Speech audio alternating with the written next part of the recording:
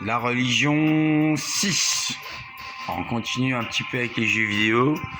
Je vous montre Hearthstone. Bon, c'est un jeu avec lequel j'ai travaillé sur Blizzard durant des années. Bon, m'en fout un peu d'être crédité. Hein. Ça me fait marrer comme jeu. Bon, alors là, ils en sont à 11 classes de personnages, des modes de jeu de partout. Donc là, je vous montre.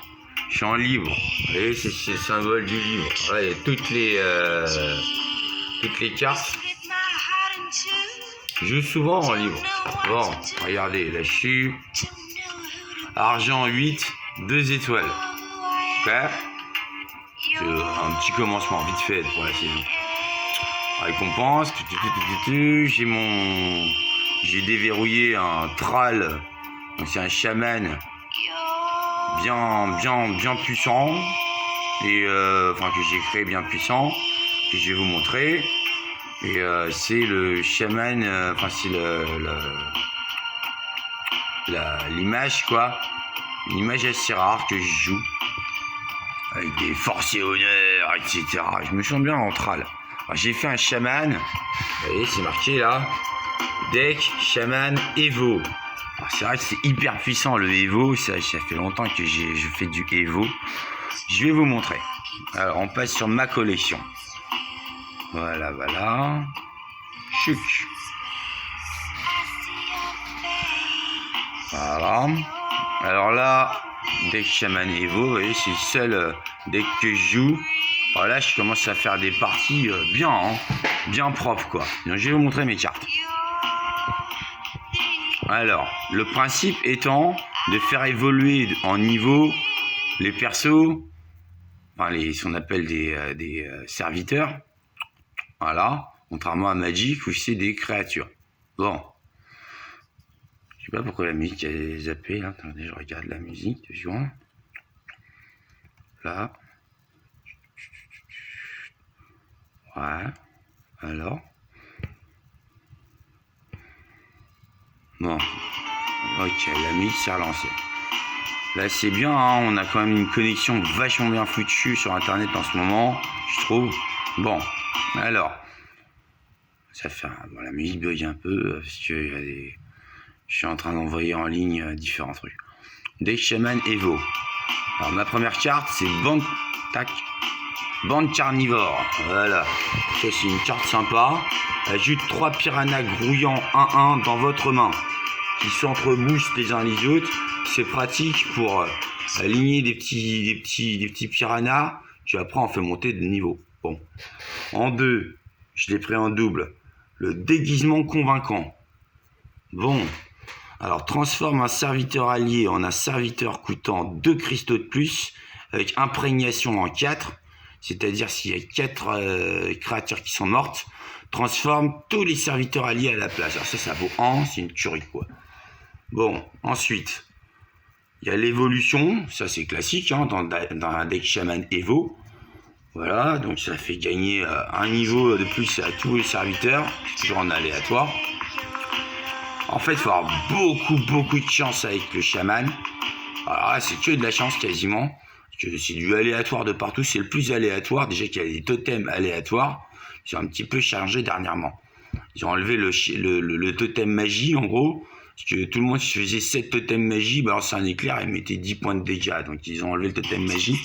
Maintenant c'est un totem qui fait plus 1 en attaque. De toute façon il y a que attaque et défense. Hein. Il y a deux chiffres qui résument une carte. C'est l'attaque, le premier chiffre. La défense, en gros les points de vie, en 2. Bon, l'Orient de Terre, je vous montre. 2 Orients de Terre, ça c'est radical quoi. Je disais... réduit un serviteur au silence qui lui inflige 1 point de dégâts. Alors pour n'importe quoi, vous le désenguez, il se fait 1 point de dégâts. Il y a à peu près rien qui résiste à l'Orient de Terre. C'est une tuerie cette carte. 2 invocations de givre ensuite.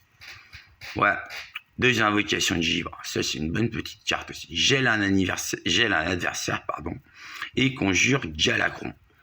Bon, Galakron, c'est le gros dragon ultime que certains persos peuvent invoquer. avec Reno Jackson dans son aventure. On voit Gallacron, en fait, c'est lui. C'est Reno Jackson, c'est un des héros, etc. Contre le mal, etc. J'ai l'aventure, donc j'ai les Gallacron, tout ça, tout ça. Alors là, je joue un petit peu Gallacron, je vais vous montrer. Ensuite, j'ai mis Aura de Tismor. Alors ça, ils l'ont sorti dernièrement, c'est une tuerie aussi.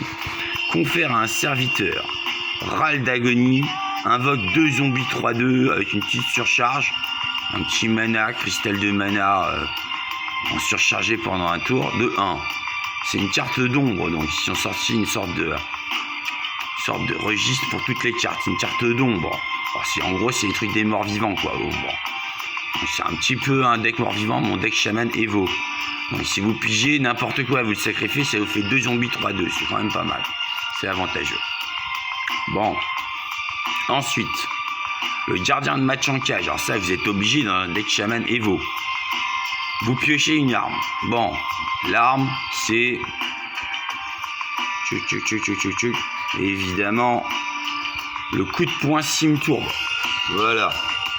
Alors ça, 2 coups. Vous voyez, c'est le deuxième chiffre. 2. Fait 4 en dégâts, genre 5, c'est le cristaux de mana qu'il faut pour l'invoquer. Vous avez jusqu'à 10, sauf quelques cartes. 1 à chaque tour, etc. C'est la simplification de Magic. Alors là, c'est vrai que c'est pas Thor l'éthérant qu'il faut incliner comme ça, ou je sais pas quoi. C'est beaucoup plus simplifié l'énergie, le mana. À Hearthstone, c'est vrai que je suis plutôt Hearthstone que Magic, quoi. Magic, il y a plein d'avantages, hein. Mais bon. C'est tellement compliqué. Heureusement, Hearthstone, ça devient tellement compliqué. En gros, ils font des gros efforts pour équilibrer tout le temps un peu tout.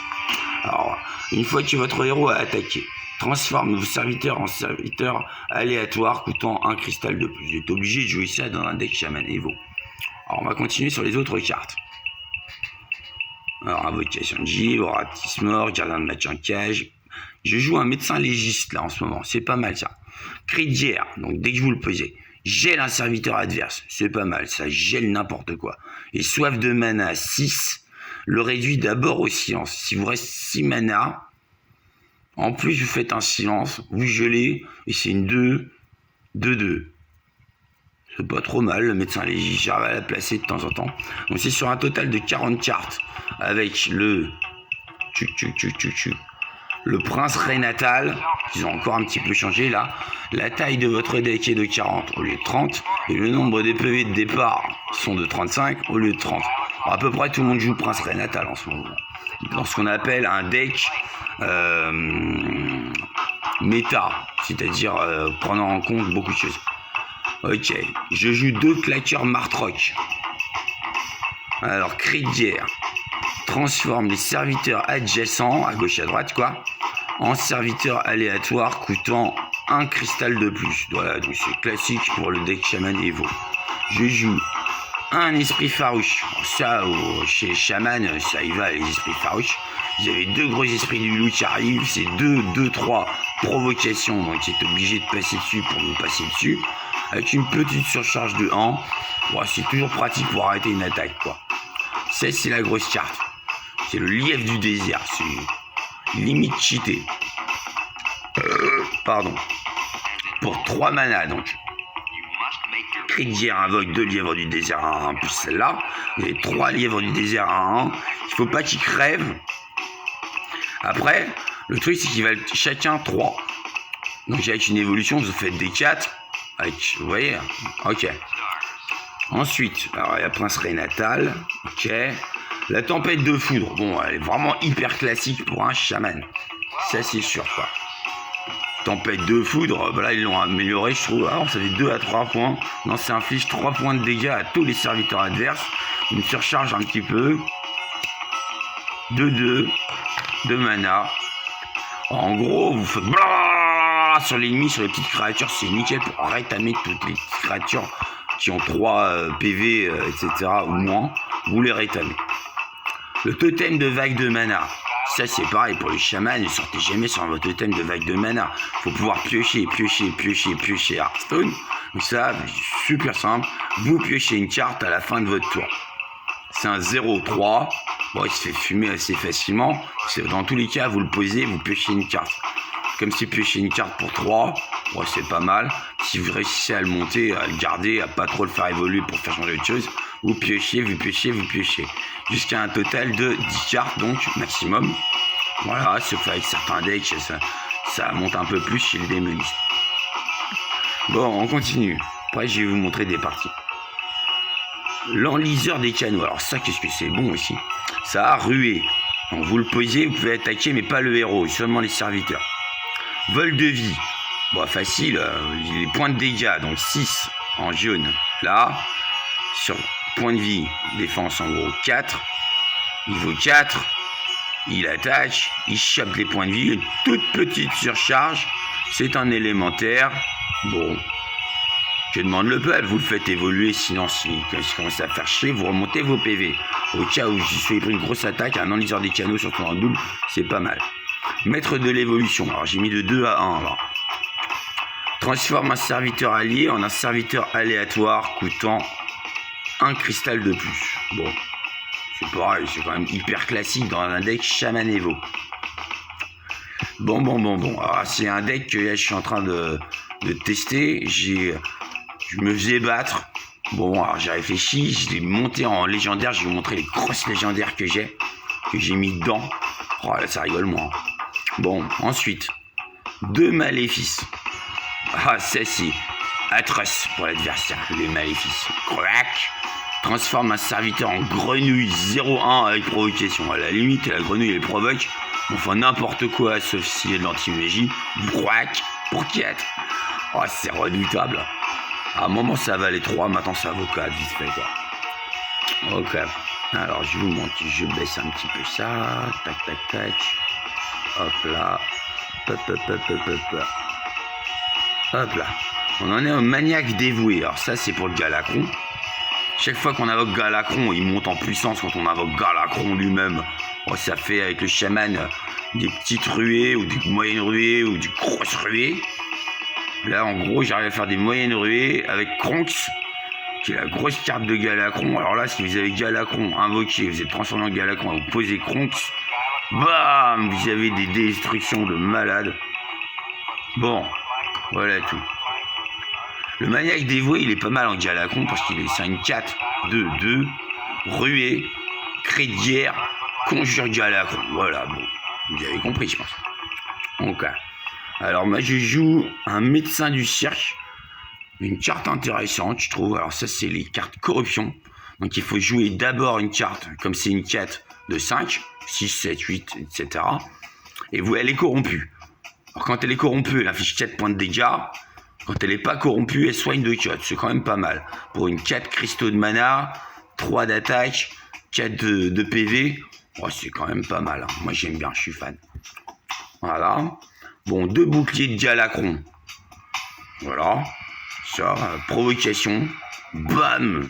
Bon gros bouclier de Galacron, conjure Galacron. Quand c'est conjuré, ça fait une 2-1 ruée, qui est toujours pratique, et ça fait monter Galacron. Ok. Le coup de poing Simtour, bon, on l'a vu. Alors ça, ne sortez jamais sans votre furie sanguinaire, au moins une. Alors j'en joue une, on peut en jouer 2.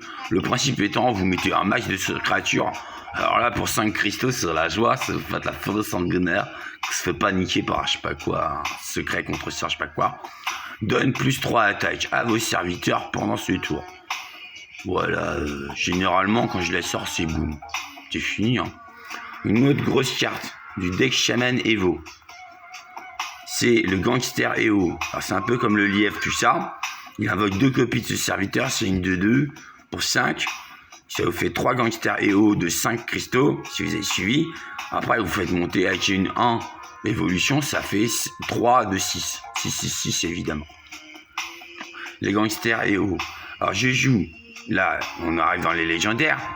Thailand Fordring. De toute façon, d'une manière générale, Hearthstone, c'est une grosse réflexion sur bien des choses au niveau mythologie, tout ça, et des références de partout. Alors, Thailand Fordring, je sais pas, peut-être un petit peu quelque chose comme Siegfried. Ça ressemble un peu à Siegfried.